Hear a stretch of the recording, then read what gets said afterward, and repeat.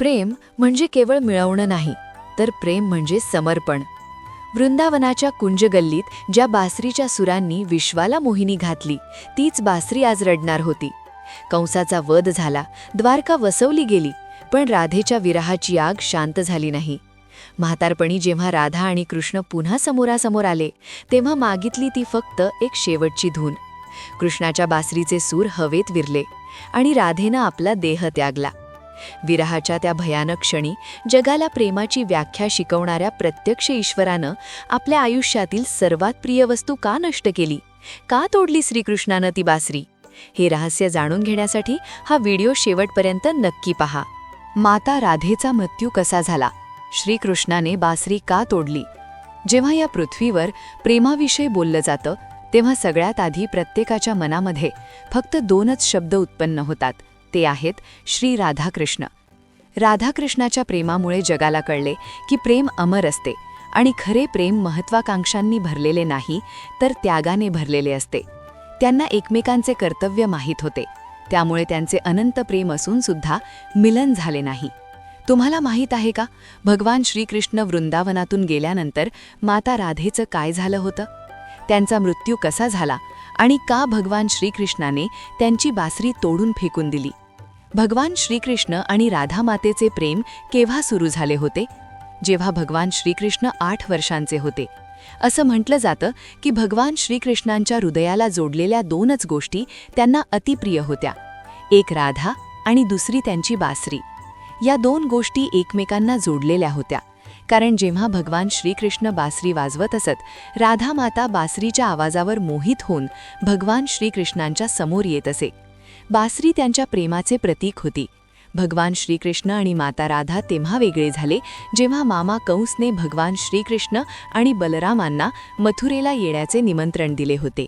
मथुरेला जाण्यापूर्वी भगवान श्रीकृष्ण राधा मातेला भेटले आणि त्यांना वचन दिले की ते परत येतील, पण ते परत येऊ शकले नाहीत. भगवान श्रीकृष्णांना मथुरेला जाताना पाहून माता राधा आणि सगळे वृंदावनवासी खूप दुःखी झाले. तिथे जाऊन त्यांनी कंसाचा वध केला आणि त्यांच्या आईवडिलांना कारागृहातून मुक्त केले. त्यानंतर त्यांचा विवाह माता रुक्मिणीबरोबर झाला. माता रुक्मिणी सुद्धा राधा मातेसारखी भगवान श्रीकृष्णांवर प्रेम करत होती.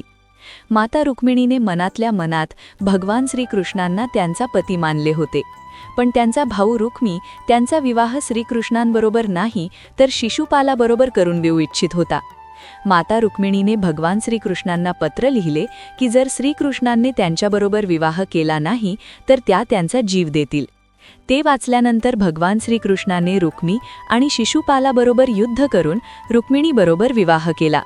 आता प्रश्न हा होता की भगवान श्रीकृष्णाचे वृंदावनमधून निघून गेल्यानंतर माता राधेचे काय झाले आणि त्यांचा विवाह कोणाबरोबर झाला?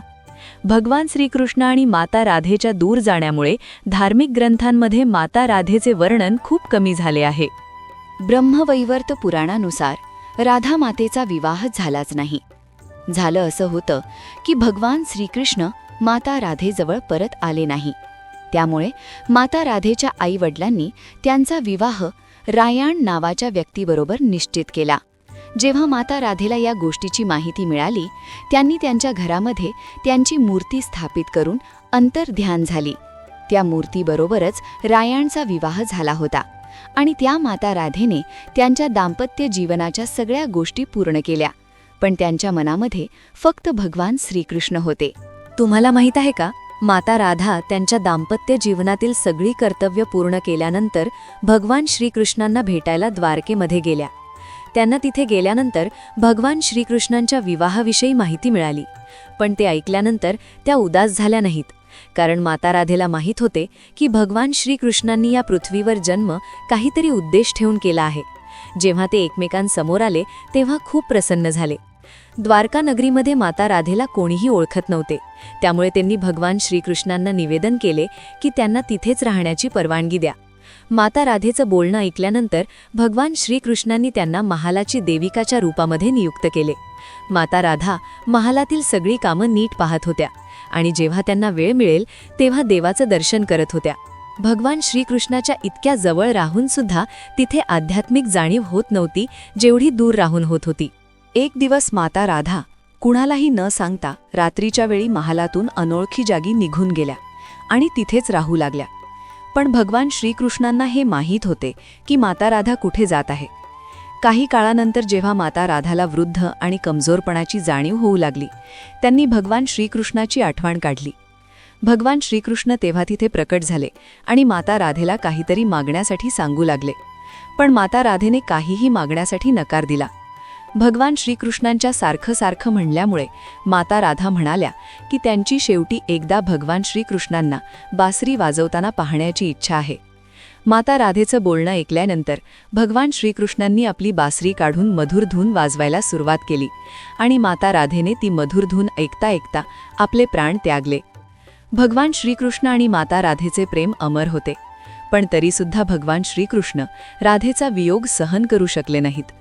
बासरी त्यांच्या प्रेमाचे प्रतीक होते, त्यामुळे त्यांनी माता राधेच्या वियोगामध्ये बासरी तोडून फेकून दिली. असं मानलं जातं की माता राधा लक्ष्मी स्वरूप होत्या आणि त्यांनी पृथ्वीवर जन्म फक्त भगवान नारायणाबरोबर राहण्यासाठी घेतला होता. मला आशा आहे की हा व्हिडिओ तुम्हाला नक्की आवडला असेल. व्हिडिओ आवडला असेल तर एक लाईक नक्की करा आणि कमेंटमध्ये जय श्रीकृष्ण नक्की लिहा.